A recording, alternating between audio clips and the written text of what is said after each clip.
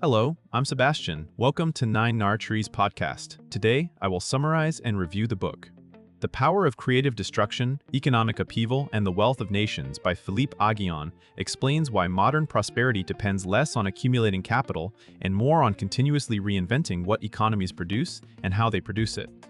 Drawing on the tradition of Joseph Schumpeter, Aghion frames growth as an innovation-driven process where new firms, technologies, and business models displace older ones.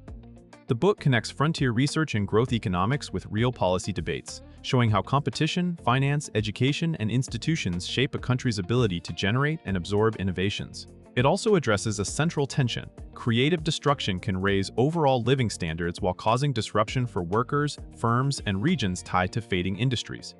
Rather than treating upheaval as an unfortunate side effect, Aghion argues it is the engine of sustained wealth, and the real question is how societies can design rules and safety nets that keep the engine running while spreading the gains more broadly. I will give you key takeaways from this book. Firstly, innovation-led growth and the logic of creative destruction. Aghion's core message is that long-run economic growth is best understood as an innovation process rather than a simple story of saving and investment. The mechanism is creative destruction.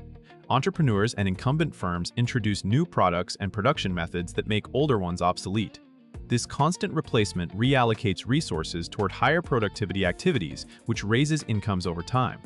The book contrasts this with growth narratives centered on factor accumulation, stressing that advanced economies reach a point where catching up by copying is not enough, and progress depends on pushing the technological frontier. In that environment, institutions that allow entry, experimentation, and the exit of unproductive firms become central. Creative destruction also reframes how we interpret turbulence. Firm turnover, sectoral shifts, and technological displacement are not merely shocks to manage, but signals that the economy is renewing itself. At the same time, Aghion highlights that creative destruction is not automatic. It relies on incentives to innovate, access to finance, and competitive pressure. When any of these are weak, economies can stagnate, protecting incumbents and preserving jobs in the short run while sacrificing dynamism and future prosperity. Secondly, competition, market entry, and the incentives to innovate. A central topic is the role of competition in spurring innovation and productivity. Aghion's work is known for emphasizing an important nuance. Competition can encourage firms near the technological frontier to innovate in order to escape rivals. Yet excessive barriers or insufficient rivalry can allow incumbents to relax and defend existing rents. The book connects this logic to policies that determine how easy it is to start a firm, scale it, and challenge established players. When entry is feasible and anti-competitive behavior is constrained, resources shift toward more capable innovators, and economies become more adaptable to new technologies. Conversely, heavy regulation captured by incumbents, restrictive licensing, or weak antitrust enforcement can slow the churn that drives creative destruction. The discussion also links competition to diffusion. Rivalry can push firms to adopt best practices faster, while open markets can expose domestic firms to global frontier technologies. The book thereby treats competition policy as growth policy, not only as a consumer welfare tool. It encourages readers to see productivity gaps and sluggish growth as outcomes shaped by market structure and institutional choices that either reward innovation or protect the status quo. Thirdly, finance, entrepreneurship, and scaling new ideas. Creative destruction requires more than good ideas. It requires financing mechanisms that can fund uncertain projects and allow successful innovators to grow rapidly. Aghion emphasizes how financial development supports innovation by directing capital toward high-potential firms, enabling experimentation, and providing tools to manage risk. In innovation-driven sectors, returns are often skewed. Many attempts fail, while a few generate outsized gains. Financial systems that are too conservative, too relationship-bound, or too biased toward collateral can underfund novel entrants and favor incumbents with existing assets. The book also explores how finance interacts with competition and corporate governance. When investors can discipline management and reallocate capital away from low-productivity firms, economies renew themselves faster. When credit is distorted by political connections or misallocation, creative destruction is blunted and resources remain trapped in unproductive uses. The topic connects naturally to entrepreneurship and ecosystems. Venture capital, equity markets, and supportive legal frameworks can help bridge the gap between invention and commercialization.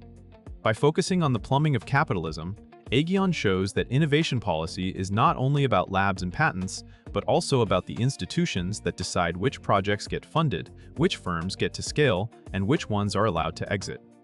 Fourthly, education, skills, and social mobility in an innovative economy. Another major theme is that creative destruction changes what workers need and how societies maintain cohesion.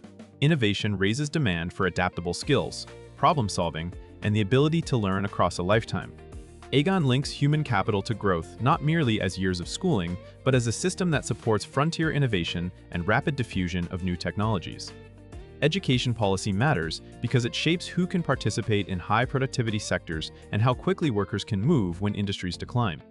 When skill formation is broad-based, creative destruction can coexist with social mobility, allowing new generations and displaced workers to access expanding opportunities. When education is unequal or rigid, innovation can widen gaps, concentrating gains among those positioned to exploit new technologies while leaving others behind. The book also points to training, reskilling, and active labor market policies as complements to dynamism. The idea is not to prevent disruption, but to make transitions less damaging and to keep labor markets flexible without being brutal. This topic ties the growth engine to fairness. Societies that combine innovation with accessible education and mobility-sustaining institutions can sustain political support for openness, competition, and the changes that innovation inevitably brings. Lastly, policy design, balancing dynamism with inclusive institutions. Aghion treats creative destruction as a policy challenge as much as an economic phenomenon. The key question is how to design institutions that preserve incentives to innovate while addressing the disruption that accompanies change. This includes smart regulation that supports experimentation without undermining safety and trust, as well as social insurance that helps people manage risks without freezing the economy. The book encourages a view of the welfare state as a potential complement to capitalism. By reducing the personal cost of failure and displacement, social protections can make workers and voters more willing to accept competition and restructuring. Industrial and innovation policies also appear through the lens of encouraging frontier activity rather than propping up declining incumbents. Effective policies should support research, diffusion, and entrepreneurial entry while avoiding capture and rent-seeking. The international dimension matters too.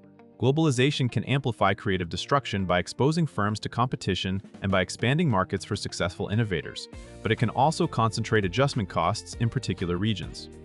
Aghion's framework implies that the best response is not protectionism but institution building, stronger mobility pathways, competitive markets, and investment in the capabilities that let people and firms adapt when the economy inevitably reshapes itself. In conclusion, this book is best suited for readers who want a rigorous but policy-relevant explanation of why some nations grow rich while others stagnate, including economists, students, business leaders, and policymakers. It is also valuable for general readers who sense that technological change is reshaping work and inequality and want a structured way to think about the trade-offs. The benefit to a reader's life is clearer economic literacy. You learn to interpret upheaval, firm turnover, and disruptive innovation not as random chaos, but as a process that can be guided by better rules. The book helps you evaluate debates about antitrust, education, social insurance, and innovation funding by tying each to incentives and long-run prosperity. Compared to many growth or innovation books that focus either on inspirational entrepreneurship or abstract macro models, Aghion's advantage is integration. He connects frontier growth economics to concrete institutional choices, explaining why competition, finance, and skills systems must work together for creative destruction to raise living standards broadly. If you want a framework that is both analytically grounded and directly useful for judging real economic policies, this book is worth buying. If you would like to support Philippe Aghion, you can buy the book through the Amazon link I've provided in the podcast description. After reading the book, please let me know what you think and share your thoughts. See you around.